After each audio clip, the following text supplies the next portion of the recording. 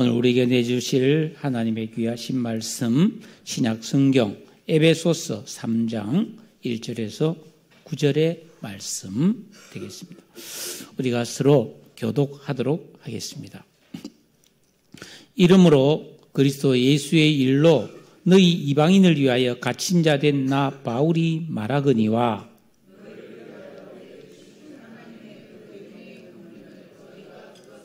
곧 계시로 내게 비밀을 알게 하신 것은 내가 먼저 간단히 기록함과 같으니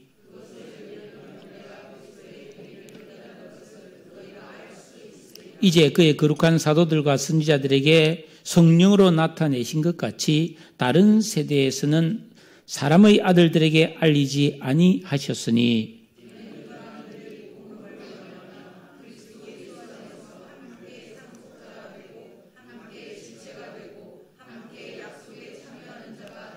이 복음을 위하여 그의 능력이 역사하시는 대로 내게 주신 하나님의 은혜의 선물을 따라 내가 일꾼이 되었노라.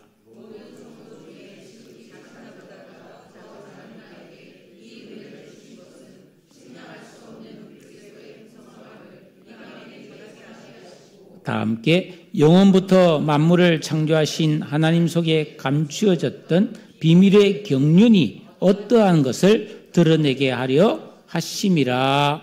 아멘. 한국 땅에 실질적으로 기독교가 전해지기 시작된 것은 지금으로부터 139년 전인 1884년입니다.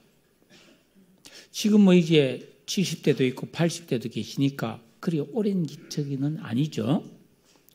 1884년 6월에 일본에서 선교하던 미국 감리교 선교사 맥클레이가 조선에 와서 고종으로부터 교육과 의료 사업을 할 수 있도록 허락을 받았습니다. 같은 해 9월에 미국 장로교회 의료 선교사 알렌이 입국했어요. 저 사진이 있죠. 그런데 그 1884년 12월에 우리나라에 큰 사건이 일어났어요. 그게 뭐냐면 갑신정변이라는 사건입니다. 이 갑신정변은 우리나라의 최초로 근대식 우체국을 만들어 놓고 축하하는 의식인데, 개화파, 나라를 개방해야 된다 하는 개화파가 나라를 개방하면 안 된다 하는 수구파를 칼로 치고 혁명을 일으킨 날이었어요. 그런데 그 와중에서 당시 고종 황제의 그 왕비인 민비의 조카였던 민영익이라는 사람인데, 이 사람이 그 당시에 아주 젊은 나이에 불구하고 2조 참판이었어요. 근데 이 사람이 자기한테 칼에 15방을 맞고 오른쪽 귀가 잘리고 얼굴에도 칼 베었고 피를 많이 흘렸습니다. 겨우 구출돼 가지고 14명의 한의사가 시의죠, 그죠? 궁중에 있는 의사들이 그 명의들이잖아요. 뭐 허준 영화 보면 대단한 사람들이잖아요. 이 대책이 없는 거예요. 거의 죽었다 하는데, 이때 미국 공사관 의사로 있던 알렌 선교사를 불러옵니다. 그 알렌 선교사 보니까 도저히 가망이 없어요. 그런데 기도했습니다. 하나님, 내가 이 사람을 치료할 수 있도록 도와주세요. 그래서 수술을 합니다. 외과 수술을. 칼로 베인 곳에 소독을 하고 기워요. 수천 바늘 넣어서 기워요. 근데 살아납니다. 민영이 건강을 회복했어요. 그러니까 민비도 좋아하고 고종황제도 좋아하고 사람들이 충격을 받는 거죠. 어떻게 15번 칼을 뺀 사람을 살리냈냐 이 말. 그래서 와, 미국 의사 대단하다. 그래서 이 알렌 선교사는 고종 황제의 주치의가 됩니다. 그러면서 왕제에게 부탁해서 고종 황제의 허락을 받아서 여러분 제중원이라고 하는 근대식 병원을 세우게 되는데, 처음에는 강혜원이었는데 고종 황제가 직접 널리 백성들을 치료한다 그래서 제중원이라는 저 근대식 병원을 허락해 주고 칼에서 죽다가 살아난 이 민영익이 10만 양을 헌금을 합니다. 엄청난데 10만 양이면 요즘으로 치면은 한 100억 가까이 되는 돈이에요. 요즘 엄청난 돈이에요. 그래가지고 저 병원을 세우게 된대. 저 병원이 세브란스 병원이에요. 지금. 그리고 1885년 그 다음 해에 우리가 잘 아는 미국 장로계 언더우드 선교사, 감리교 선교사 아펜젤러가 우리나라에 들어오는데 저 제중원에서부터 이제 선교를 시작하게 되죠. 그러면서 이 사람들이 교육 사업을 먼저 시작하는데 그들을 통해 세워진 학교가 배재학당, 이화학당, 연세대의 전신인 연희전문, 경신, 정신 같은 기독교 학교들이 막 설립되어서 거기서 영어를 가르치고 과학을 가르치고 근대식 학문을 가르치기 시작했습니다. 그런데 본격적으로 우리 한국 사회에 기독교가 널리 퍼지게 된 것은 그로부터 10년 뒤 1894년의 청일전쟁이었습니다. 여러분, 청나라와 일본이 우리나라에서 전쟁을 벌였어요. 이 말이 됩니까? 그러니까 자기들은 막 다 부숴도 상관없는 거예요. 안 그래요? 그런데 이 전쟁에서 누가 이기냐면 일본이 이겨요. 그때 우리나라 사람들이 너무 충격을 받는 거예요. 왜냐하면 지금까지 우리나라는 중국을 사대했잖아요. 명나라, 청나라, 뭐 중국이 최고다고 생각했는데 일본은 오랑캐를 생각했는데 일본이 청나라를 박살내버렸어요. 그 이유가 뭐냐? 일본은 서양 문물을 받아들여서 서양의 무기, 서양의 여러 가지 기술 이런 걸 가지고 청나라를 이겨버렸단 말이에요. 그래서 우리가 지금까지 우물한 개구리였구나. 안 되겠다. 우리도 근대 문물을 받아들이자. 동아혁명도 실패하고 서양의 그 과학 문명이 얼마나 대단하다는 것을 깨달아서 우리나라가 대대적인 개혁을 단행하는데 그게 바로 가보경장이죠. 가보개혁이라는 겁니다. 이 상황에서 기독교는 한국 사회를 새롭게 만들 희망으로 부상했습니다. 많은 사람들이 기독교에 입문했고 정말 그 벼슬을 가진 사람뿐 아니라 젊은 사람들이 기독교를 통해서 내가 이 나라를 한번 살려보겠다는 그런 기대를 갖게 되었죠. 그래서 기독교는 독립협회 만민공동회를 주도하면서 민족운동을 이끌어 갔습니다. 그 당시 한국은 일본의 식민지라 너무너무 어려운 상황이었고 사회적인 불안을 느낀 일반 백성들도 교회로 몰려오기 시작했습니다. 선교사들은 많은 사람들이 교회에 들어오니까 이 사람들 어떻게 해야 되느냐. 이 사람들을 진짜 신앙으로 무장시켜야 되겠다 해서 계명을 가르치기 시작했어요. 계명을. 그래서 사람들이 막 계명을 들어보니까 지금까지 자기들이 전부 죄거든요. 막 축첩하고, 막 사기치고, 막 간음하고 말이죠. 막 도둑질하고, 막 도박하고, 술 먹고, 막 이게 방탕했던 게 전부 죄란 것이 발견되니까 사람들이 막 가슴을 치며 회개하면서 계명을 지키기 시작하자 우리나라에 부흥이 일어나기 시작했어요. 그래서 대표적으로 1907년 평양의 장대연 교회에서 사경회를 하는 중에 엄청난 회개운동이 일어났고 성령의 불이 떨어졌어요. 이거는 세계 기독교 역사에 있습니다. 전 세계에 몇 번 없는 대부흥의 역사가 일어나요. 어느 정도냐면 평양 시내가 한 달 동안 가게가 문을 닫을 정도예요. 전부 교회 와서 울고 기도하더라고요. 그러면서 전국적으로 교회가 막 세워지고 사람들이 예수 믿기 시작을 했습니다. 기독교는 이때부터 많은 사람들에게 칭찬을 받기 시작했습니다. 교회는 좋은 것이다. 예수 믿으면 좋은 사람이 된다. 이러면서 한국인의 심성에 우리 신앙이 뿌리내리게 되었습니다. 아울러 기독교의 힘으로, 신앙의 힘으로 나라를 구원해보자 하는 애국정신이 싹트기 시작했습니다. 그리고 1945년 해방이 되자 기독교는 민주주의 체제로 우리나라가 바로 서는데 중요한 역할을 하게 됩니다. 잘 아는 이승만, 김구, 김규식 이런 중요한 민족 지도자들이 다 기독교인들. 재헌 국회의원의 약 4분의 2 이상이 기독교인이었다. 특히 이승만 박사가 대통령이 되지 않았어요. 그리고 1950년에 한국 전쟁이 일어났죠. 6.25 전쟁. 그러자 기독교는 정부와 손잡고 방공 활동을 강화했고 미국과 유엔에 지원을 요청했는데 이때 기독교가 굉장히 중요한 역할을 합니다. 그리고 전쟁이 끝난 다음에 이 전쟁으로 폐허가 된 이 나라를 재건하는데 엄청난 외국에서의 지원이 들어오는데 대표적으로 미국 교회입니다. 미국 교회들이 한국 교회를 살려야 된다 그래서 어마어마한 헌금을 해줬어요. 우리도 지금 외국에 지진이 났다 이러면 우리도 돈 걷어서 보내고 그러잖아요. 그 당시 한국 전쟁은 세계 전쟁이었잖아요. 왜냐하면 세계 16개국이 우리나라 참여했고 미국도 수만 명이 죽었으니까 그래서 미국의 모든 교회들이 다 헌금을 해가지고 우리나라에 다 보내줬어요. 그러면서 교회는 교육, 의료, 사회사업에 힘썼고 그 결과 엄청난 부흥과 성장이 일어났습니다. 1960년대 민족복음화 운동, 1970년대 빌리 그레암 전도대회, 익스플로 74 등 대형 집회를 통해서 교회는 급속한 부흥을 이루었습니다. 여의도 광장에 여러분 200만이 모였더니 이 세계적으로 이게 유례가 없는 일이에요. 하여튼 우리나라는 대단해요.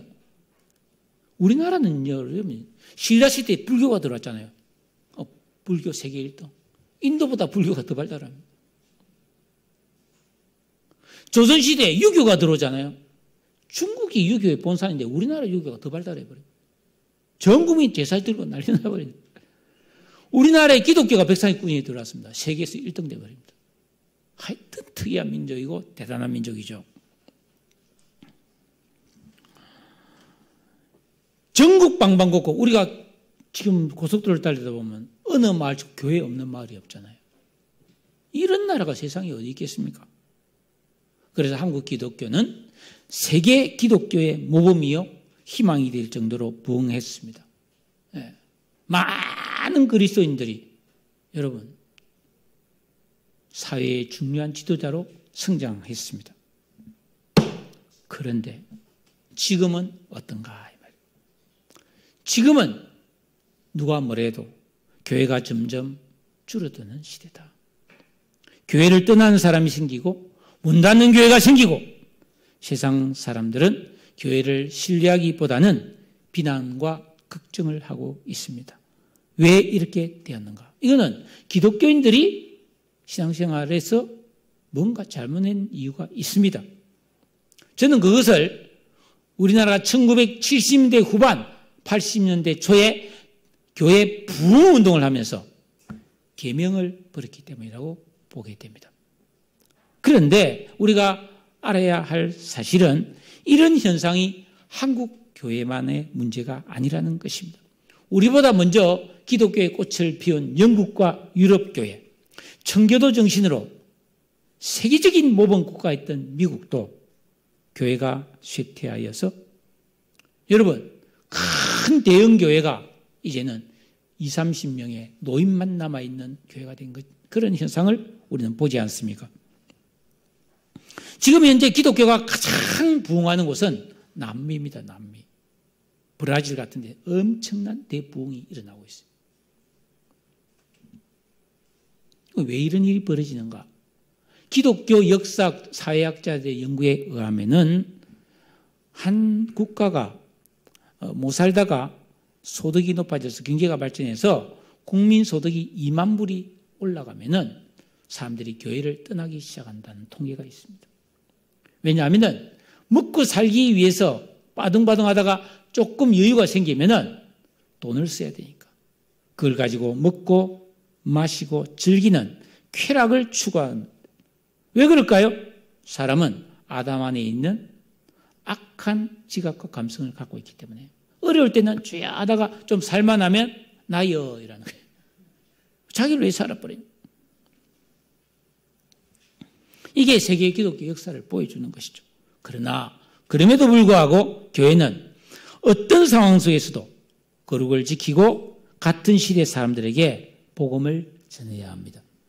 사도 바울은 고린도전서 9장 16절에서 내가 복음을 전할지라도 자랑할 것이 없으면 내가 부득불할 일임이라. 여러분, 복음은 언제나 어려운 상황 속에서 전파되었고 하나님께서는 전도자의 전도를 통해 사람을 구원하시기를 기뻐하십니다. 저도 이 자리에 계신 여러분 각자도 어떻게 해서 예수를 믿었습니까? 선교사를 만났든지 누군가 나에게 전도를 했기 때문에, 그리고 교회를 만났기 때문에 예수를 믿고 믿음이 자라서 이 자리에 있는 줄로 믿습니다. 저는 많은 영적 방황을 했던 사람입니다.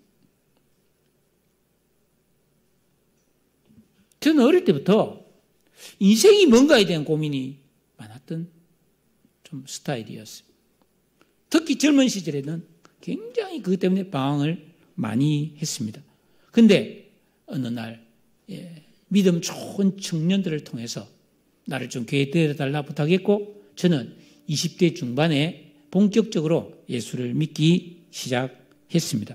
제가 예수를 믿고 오늘에 이르러서 생각해 보면은 신앙생활은 안 하는 것보다 하는 것이 좀 좋다, 그런 정도가 아니에요. 내가 이 복음, 이 진리, 이 성경, 이 계명을 몰랐더라면 내 인생이 얼마나 허망했을 것인가 생각하면 아찔합니다.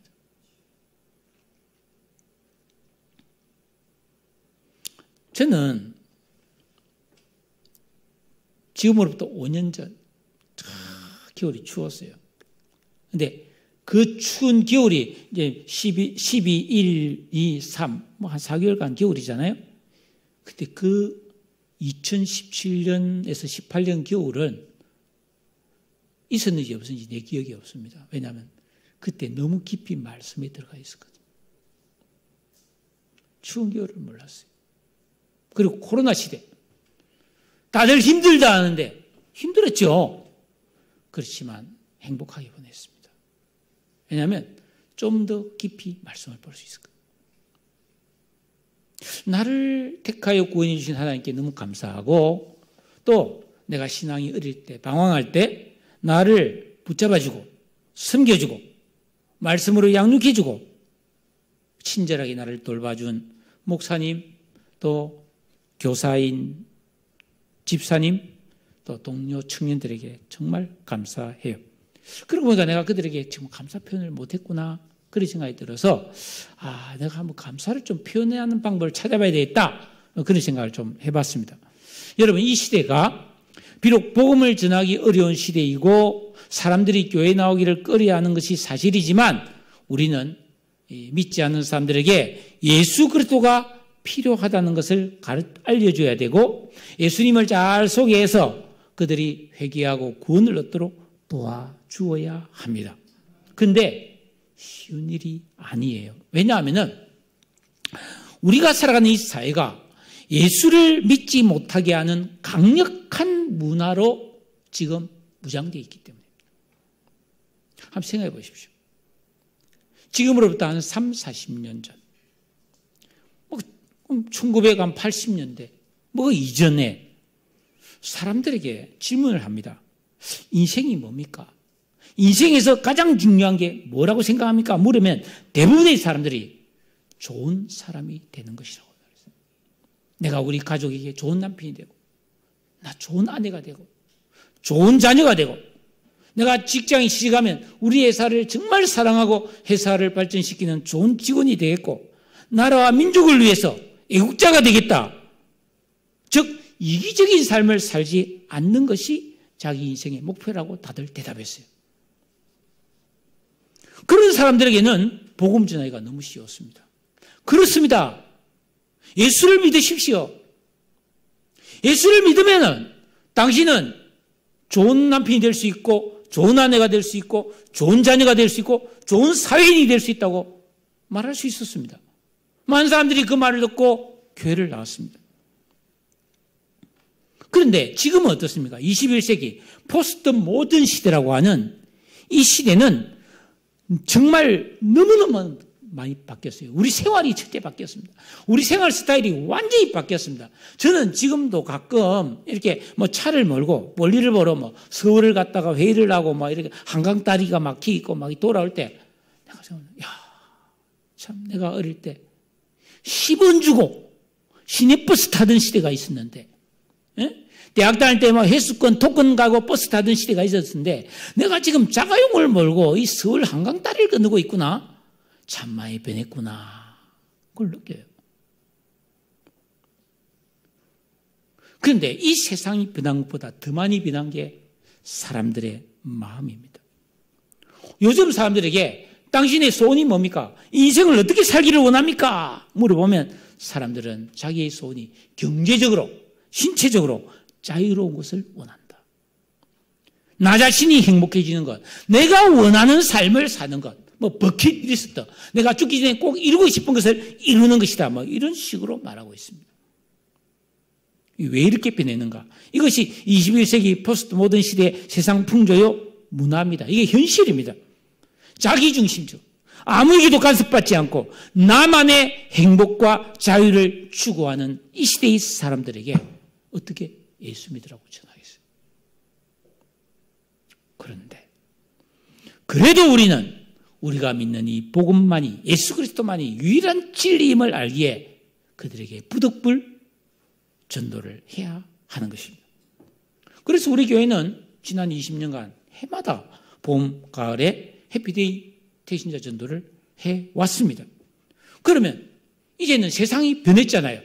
그럼 이제 우리는 어떻게 전해야 되는가? 진리는 같은 것이지만은 전하는 방식은 시대에 맞게 변해야 된다. 어떻게 할 것인가? 오늘 이 말씀을 여러분과 나누려고 합니다. 사도 바울은 로마의 감옥에서 4권의 성경을 썼어요. 에베소서, 빌립보서, 골로새서, 빌레몬서를 썼어요. 이 에베소서는 바울이 사랑하는 아주 애정이 깊었던 에베소 교회 성도들에게 편지를 썼는데, 우리는 오늘 3장을 보잖아요. 1장, 2장 앞에 보면은 어떤 내용이 있냐면, 우리는 하나님의 선택받은 사람들이다. 예수님이 이 땅에 오셔서 우리 대신 십자가에 달려 돌아가셨는데, 그 예수님의 속량, 죄사하시는 은혜를 통해서 우리가 구원을 받았다. 그리고 예수 믿는 사람들이 교회를 세웠다. 우리는 이 교회에서 신앙생활을 할 때 성령의 은혜를 통해, 하나님의 은혜를 통해서 엄청난 복과 능력을 공급받는다. 그러므로 예수 믿고 구원받은 성도는 우리에게 은혜 베푸시기를 기뻐하신 하나님을 더 깊이 알아가야 한다. 지혜와 계시의 영이 만들어져야 된다. 뭐 이러면서 우리는 이 세상이 아니라 영원한 소망을 가지고 살아야 되고, 장차 우리가 누릴 어마어마한 하늘의 축복을 우리는 바라보면서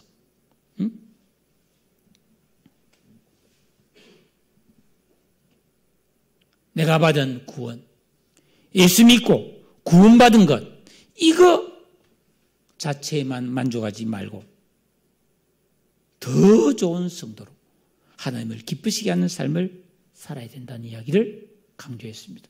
한마디로 성도는 내가 누구며 내가 어떤 신분을 가진 자임을 알고 인생의 목표와 방향이 새로워져야 된다라는 것을 바울이 1장과 2장에서 강조했습니다. 이렇게 하나님의 은혜와 바른 신앙이 뭔가에 대해서 설명하던 바울은 오늘 3장에 딱 들어오면 갑자기 자기 자신이 처한 개인적인 문제에 대해서 말을 하기 시작했습니다. 1절에 보니까 이름으로 그리스도 예수의 일로 너희 이방인을 위하여 갇힌 자 된 나 바울은, 자기가 지금 로마의 감옥에 갇힌 이 사실에 대해서 설명하기 시작합니다. 왜? 그 바울이 이 이야기를 꺼내는 이유는 3장 13절에 그 답이 나와 있습니다. 에베소 교회 성도들이 바울을 너무 사랑했거든요. 바울에게 계속 선교비를 보내줬습니다. 그런데 바울이 로마의 감옥에 갇혔다는 거예요. 그래서 성도들이 낙심하는 성도들이 있었다. 왜? 아니 사도 바울이 누구냐 말이에요. 그렇게 복음을 잘 열심히 전하고 그렇게 하나님을 사랑하고 그렇게 능력 있는 사람이 왜 감옥에 갇혔지? 하나님 살아계시다면 왜 바울에게 저런 환난이 오고 고난이 오느냐 이 말. 여러분 그렇지 않습니까? 많은 사람들이 예수를 잘 믿으면 만사형통하고 하는 일마다 잘 돼야 되고 여러 환난과 고난과 어려움이 없어야 됐다고 보지 않습니까? 문제가 생기면 착착착착 해결되는 것이 정상이라고 보지 않습니까? 그러니까 이 에베소 교회 성도들은 바울이 로마의 감옥에 갇혀 있는 거예요. 못 나오는 거예요. 그래서 낙심을 하는 거예요. 바울이 저러면 우리는 어떻게 되겠냐 이 말이죠. 그래서 바울은 내가 왜 감옥에 갇혔는지를 설명하고 올바른 복음의 진리를 가르쳐 줌으로써 낙심하는 성도들의 마음을 풀어주고 더 깊은 은혜 속에 들어갈 수 있도록 하기 위해서 이 말씀을 기록한 것이다. 바울은 그리스도 예수의 일로 너희 이방인을 위하여 갇혔다. 즉 내가 죄를 짓기 때문에 감옥에 갇힌 것이 아니라 주님의 일을 하다가 이방인에게 전도하다가 갇혔다는 겁니다. 자기 자신의 현재의 처지에 대해서 전혀 비관하거나 낙심하지 않고 엄청난 이 갇힌 사실에 대해서 자부심과 확신을 가지고 있었습니다. 3장 13절에 보니까 너희를 위한 나의 여러 환난에 대하여 낙심하지 말라. 이는 너희의 영광이니라 그랬습니다. 여러분 바울이 감옥에 갇힌 게 영광이라는 겁니다. 이게 무슨 말입니까? 한번 생각해 보십시오. 여러분 우리가 예수 믿고 구원받았습니다. 이게 그냥 받은 게 아니라 하나님이신 예수님이 이 땅에 와서 십자가에 달려 죽어서 목숨을 바칠 정도로 중요한 그 구원을 내가 받은 거예요. 사도 바울은 엄청난 지식인이요 엄청난 명문가 출신이에요. 그 당시에서 가장 세계적으로 뛰어난 학식을 가진 사람이었어요. 대학자였습니다. 로마의 시민권자였습니다. 그런 사람이 이렇게 고생하면서 죽을 고생을 하면서 밥을 굶어가면서 온갖 시련을 당하면서 전해준 복음으로 이 에베소 교회 성도들이 예수를 믿었어요. 그러니까 이게 전해준 복음이 엄청나게 귀하고 가치 있는 것이라는 거예요. 그러니까 너희가 이 복음을 믿고 예수 믿은 것은 너무너무 영광스러운 일이라는 거예요. 여러분 우리 같이 한번 말해 봅시다. 한번 따라 하십시다. 내가 예수 믿고 구원받은 것은 내가 그리스도인이 된 것은 너무너무 영광스러운 일이다. 할렐루야. 사실입니다. 만약에 여러분이 1년에 한 번씩이라도 청와대에 초대받아가지고 대통령과 함께 독대하며 식사를 한번 한다면 내가 얼마나 대단한 존재인가 자부심이 생길 겁니다.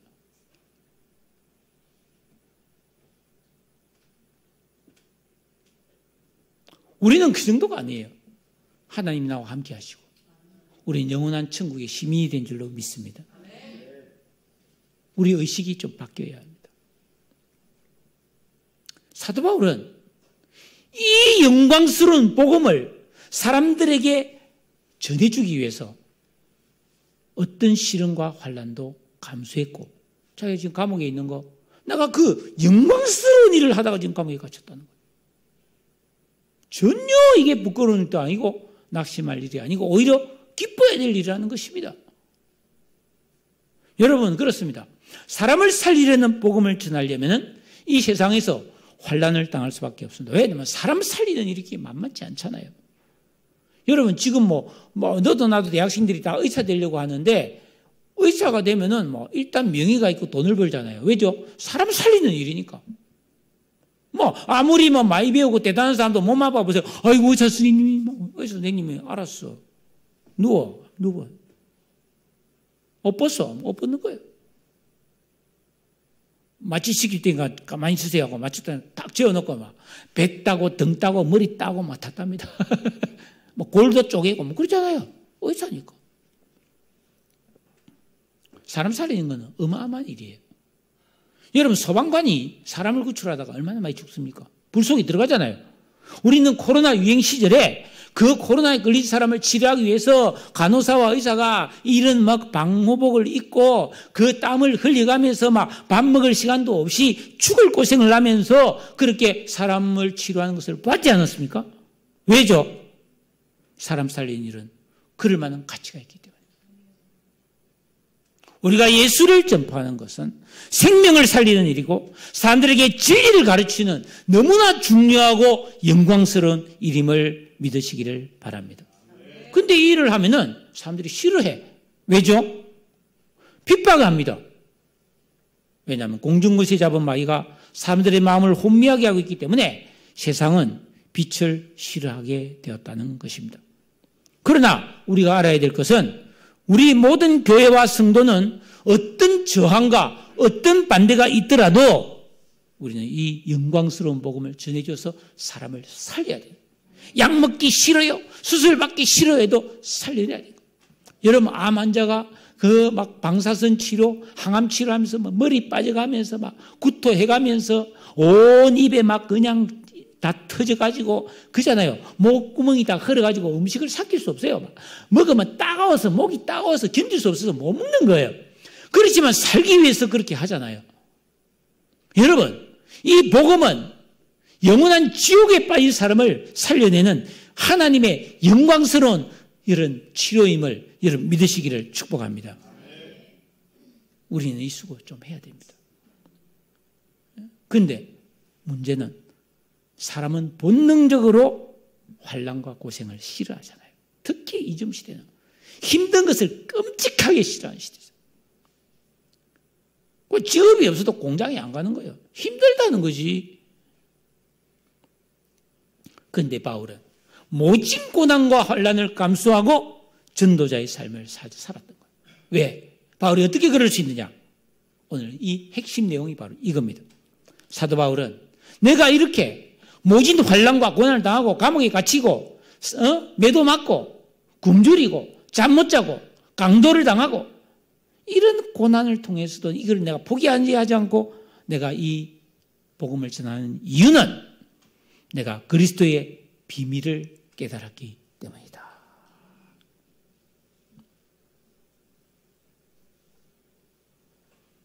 오늘 말씀을 한번 보십시오. 2절에 너희를 위하여 하나님이 내게 주신 그 은혜의 경륜을 내가 너희에게 말했다. 곧 계시로 내게 비밀을 알게 해주셨다. 4절에 내가 그리스도의 비밀을 깨달은 것을 너희가 알 수 있을 것이다. 그래서 나는 9절에 이 비밀의 경륜이 어떠한 것을 드러내기 위해서 내가 선교사가 됐고 이 환난도 기쁘게 감수하고 있는 것이다. 그러면 바울이 깨달은 이 비밀이 뭐냐 이 말이에요. 이 비밀. 그게 바로 6절입니다. 다 같이 읽겠습니다. 6절 말씀 시작. 이는 이방인들이 복음으로 말미암아 그리스도 예수 안에서 함께 상속자가 되고 함께 지체가 되고 함께 약속에 참여하는 자가 됨이라. 이게 비밀이래요. 뭐 별것도 아닌 것 같죠? 아닙니다.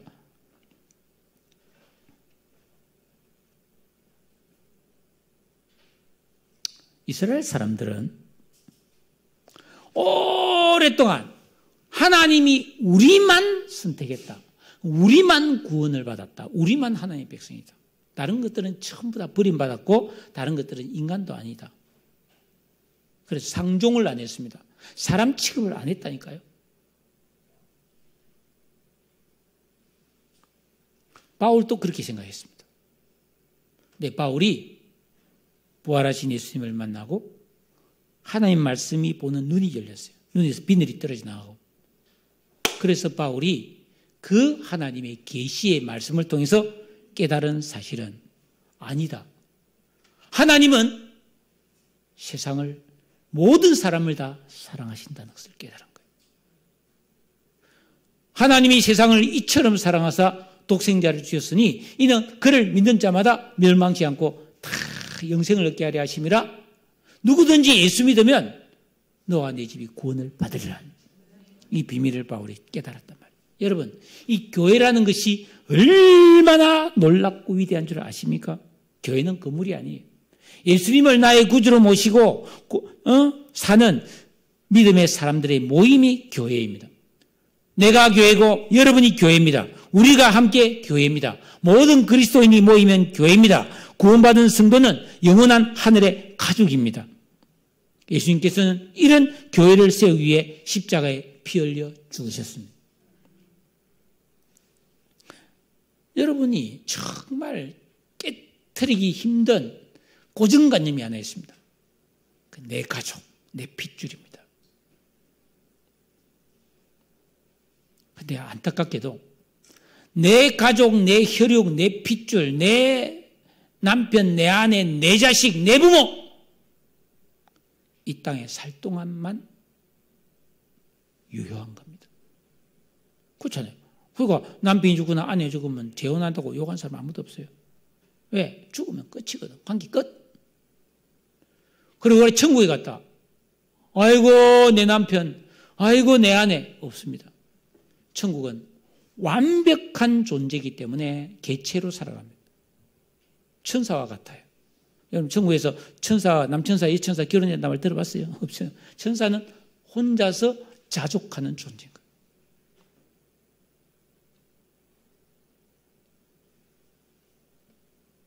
그런데 천국에 가면 모든 천국에 있는 사람들이 다 한 가족입니다.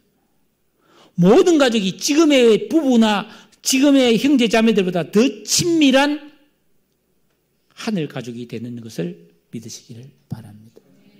그래서 우리는 이 땅에서 신앙생활을 하면서 물론 이 땅이니까 우리 가족을 사랑하고 또 내 자녀를 더 애지중지할 수 있지만 우리는 교회 안에서 다른 성도들을 내 지체로 여기고 사랑할 수 있는 믿음의 마음으로 변화되어져 가야 할 줄로 믿으시기 바랍니다.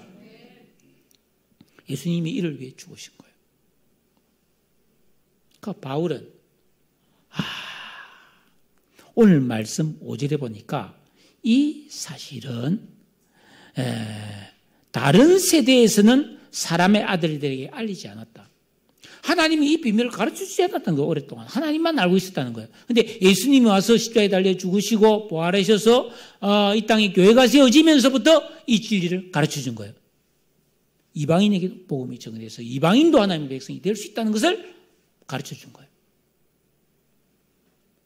그냥 예수 믿는 게 아니고 이방인이 원수가 가족이 되는 거예요.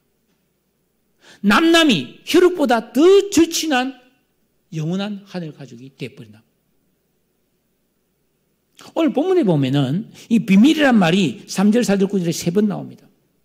근데 이 비밀은 우리 한글은 그냥 비밀 이래 있습니다. 여러분 우리가 사랑 이러면 한글은 사랑밖에 없잖아요. 근데 똑같은 사랑인데 헬라어에서는 뭐 에로스, 필리와 스톨게 뭐 다 여러 가지가 있잖아요.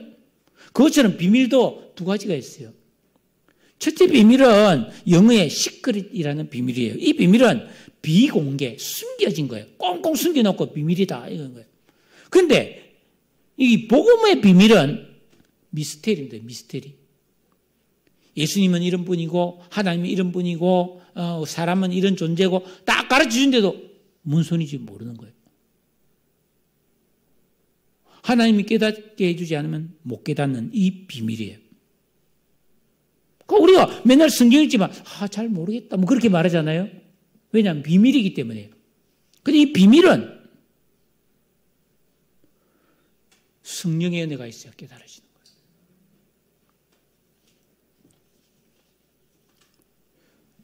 사도 바울은 오랫동안 이 비밀을 몰랐어요. 근데 예수 믿고 눈에 비늘이 떨어져 나가면서 이 비밀을 깨달아버린 거예요. 이 비밀을 깨닫고 나니까 자기가 얼마나 그동안 어리석었고 허망하게 살았는지를 깨닫고 눈물로 회개를 했습니다. 그리고 바울은 7절에 보니까 내가 이 비밀, 이 복음을 위하여 그의 능력이 역사하신 대로 내게 주신 하나님의 은혜의 선물을 따라 내가 일꾼이 되었다. 사명자가 되었다. 그렇게 고백하고 있습니다. 그렇습니다. 이 영적인 비밀, 하나님이 죄인을 구원하시는 것. 그 사람이 잘해서가 아니에요. 우리가 다 잘해서 구원받은 게 아니잖아요. 일단 하나님이 예수님이 십자가에 죽으신 공로를 통해서 죄인인 나를 그냥 구원해 준 거예요. 그냥 살려준 거예요. 그래서 지옥 갈 우리가 천국에 가게 된 거예요. 이게 비밀이에요. 착한 사람이 구원받는 거 아니잖아요. 내 마음에 드는 사람이 구원되는 거 아니잖아요. 바울은 이 비밀을 깨달은 거예요. 그래서 내가 이걸 모르는, 꿈에도 모르는 이방 사람들에게 이 비밀을 전해줘야 되겠다. 그래서 헌신된 사람이 사도 바울이었다 이 말이에요. 그래서 바울은 고백합니다. 8절 9절 모든 성도 중에 지극히 작은 자보다 더 작은 나에게 이 은혜를 주신 것은 청량할 수 없는 그리스도의 풍성함을 이방인에게 전하게 하시고 영원부터 만물을 창조하신 하나님 속에 감춰졌던 비밀의 경륜이 어떠한 것을 드러내게 하려 하심이라 라고 말씀하고 있습니다. 여러분, 먼저 예수 믿고 비밀을 깨달은 성도의 사명이 이것입니다. 예수 그리스도를 내 인생의 주인과 왕으로 모시고 순종과 기도의 진정한 영적 생활을 통해서 우리는 그리스도의 풍성함을 맛보고 아는 것이 참으로 중요해요. 여러분, 예수 믿는 게 얼마나 풍성한 것입니까? 한번 생각해 보죠. 예배를 드릴 수 있습니다. 이 예배란 게 얼마나 고급 의식입니까? 하나님께 기도를 하고 찬송을 부르고 하나님 찬송 부르고 말씀의 은혜가 임하고 성령이 역사하면서 우리 심령이 새로움을 입고 정돈이 되고 치료가 되고 역사가 일어나고 있잖아요. 기도할 수 있습니다. 무엇이든지 기도할 수 있습니다. 절망적인 상황에서도 우리는 기도할 수 있습니다. 내가 죄를 지으면 죄책감에 사로잡혀 회개하면 하나님 그 죄를 씻어준다니까요. 하나님의 위로부터 오는 평강, 영원한 소망, 감사와 은혜, 용서와 사랑, 이 얼마나 신앙 안에 풍성한 게 많이 있습니까? 우리는 이 풍성함, 그리스도의 풍성함을 맛보고 누려야 될 줄로 믿습니다. 왜냐하면 예수를 믿었지만은 구원을 받았지만은 은혜가 풍성하지 않으면 비판하고 불평하게 됩니다. 여러분, 한두 끼 굶어보세요. 짜증이 안 날 수가 없어요. 배고프면 신경질이 안 날 수 없다니까요. 근데 맛있는 거 다 먹으면 기분이 얼마나 좋습니까? 매일 먹는 거지만 그래도 맛있는 건 싫어하는 사람 아무도 없어요. 그래서 여러분, 어떤 사람한테 중요한 어려운 부탁을 할 때는 절대 오전 11시라든지 오후 4시 때 이때 말하면 큰일 나요. 왜? 배가 지금 고파서 밥을 먹을 때 돼서 배가 꼬르륵 허전한데 어려운 부탁하면 짜증나는 거예요. 에너지도 없어. 어떻게 해야 되죠? 오후 2시쯤에 배가 다 그럴 때 쫙 부탁하면 기분이 좋으니까 들어줄 확률이 올라가는 거예요. 여러분, 내가 주께 받는 은혜가 풍성할수록 우리는 더 너그러운 사람이 되고 복음을 더 잘 전할 수 있음을 믿으시기를 바랍니다. 여러분, 창조주 하나님 속에 감춰졌던 이 비밀의 경륜, 누구든지 여자의 후손으로 오셔서 내 대신 십자가에 달려 죽으신 예수 그리스도를 구주로 영접하면 죄사함 받고 의인되고 하나님 자녀가 되고 천국 백성이 되고, 그래서 성도가 되면 빈부 귀천 피부색 출신의 차별이 없이 다 하나됨을 이룰 수 있는 하늘나라 가족이 될 수 있는 이 영적인 비밀을 우리는 믿지 않는 사람에게 가르쳐 줘야 되는 거예요. 말씀을 정리하겠습니다. 여러분은 지금까지 아무에게도 말하고 있지 않은 자기만의 비밀을 간직하고 있습니까? 저는 한 가지 있어요. 아무한테도 말 안 했어요. 근데 빨리 말해야 되겠다는 생각이 자꾸 들어서 간질간질합니다. 우리는 종종 어떤 아주 친한 사람이나 믿을 만한 사람에게 비밀을 말할 때가 있어요. 이거는 절대로 다른 사람한테 말하면 안 된다. 네? 이건 우리끼리만 알고 이게 무덤에 갈 때까지 이건 지켜야 된다. 뭐 이러면서 절대로 다른 사람한테 말하면 안 된다면서 내 비밀을 털어놓습니다. 그런데 심리학적으로 다른 사람의 중요한 비밀을 들은 사람은 그 비밀을 지키기가 너무너무 어렵다는 거예요. 네? 이 분야를 연구한 명지대학교 교육대학원의 임지숙 교수는 이렇게 말했습니다.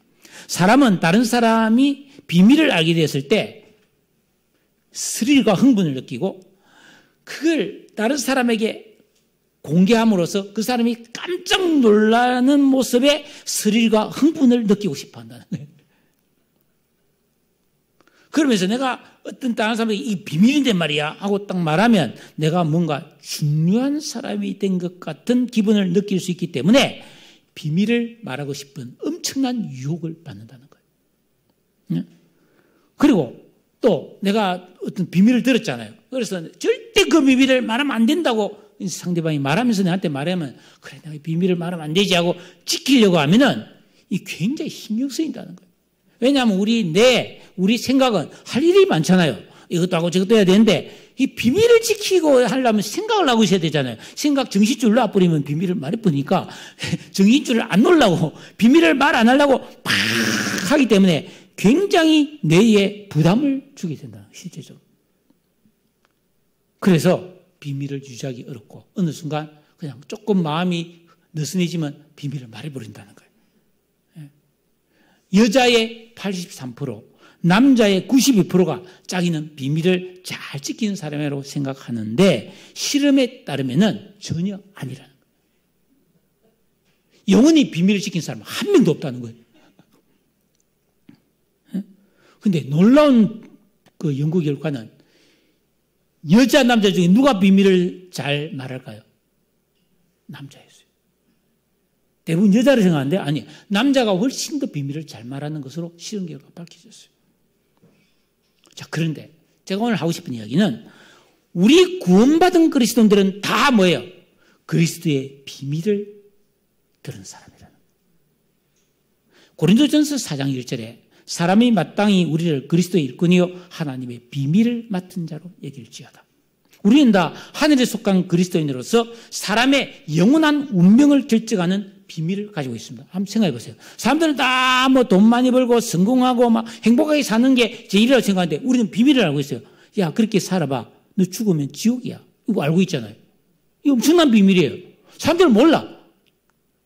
죽으면 천국과 지옥이 있다는 걸 어렴풋이 알고 있는데 이게 진짜 나한테 중요한 일이라는 것을 모르는 거예요.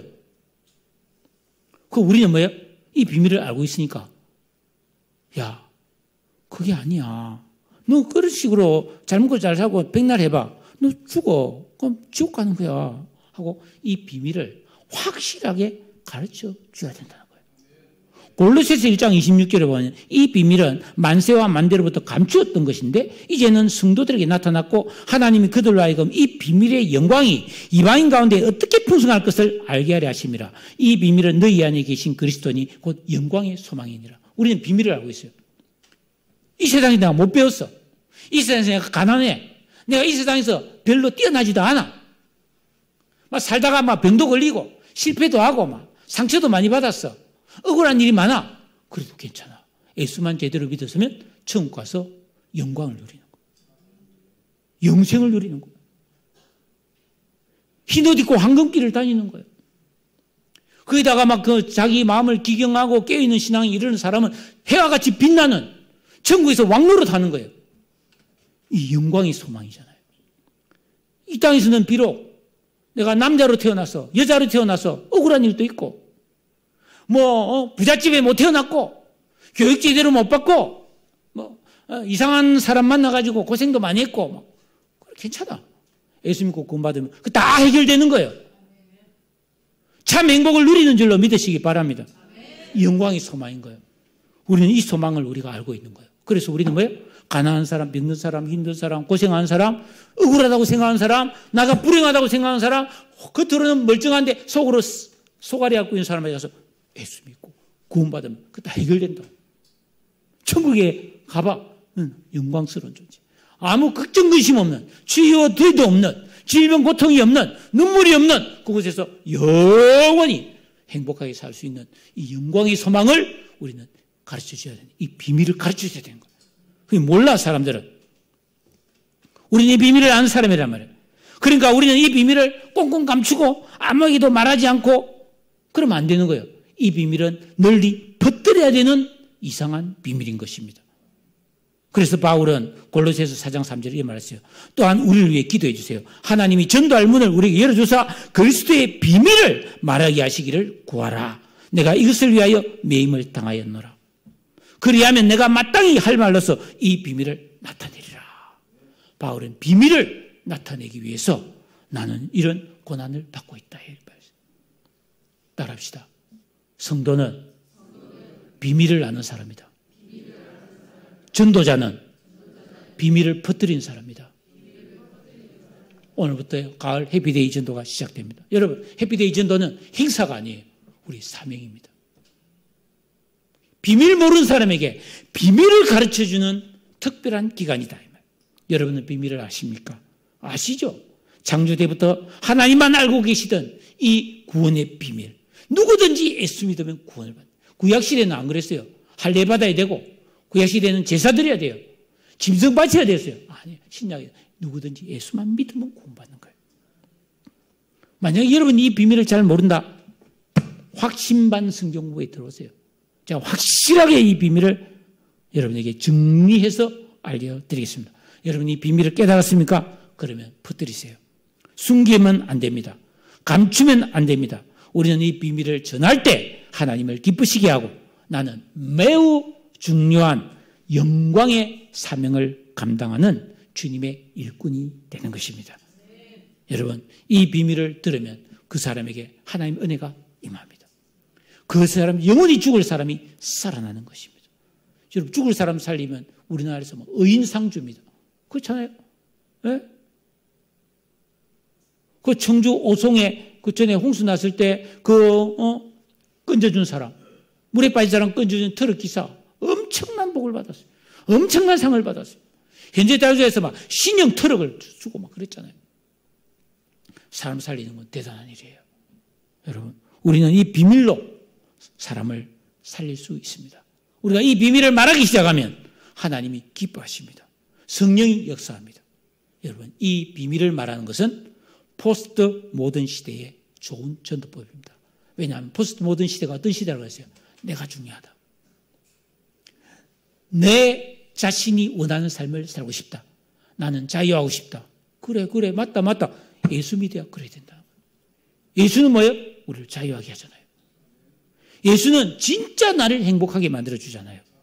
나로 하여금 영원한 천국에 가 있는 이 세상 파라다이스가 아니고 진정한 그림자 천국이 아니고 참된 하나님 나라에 들어가게 해주는 게 이 비밀이다 이 말이에요. 그래서 우리는 이번 해피데이 전도에 열심히 이 비밀을 전파하는 그리스도의 일꾼이 다 될 수 있기를 주님의 이름으로 축복합니다. 기도하겠습니다. 오늘 이 말씀을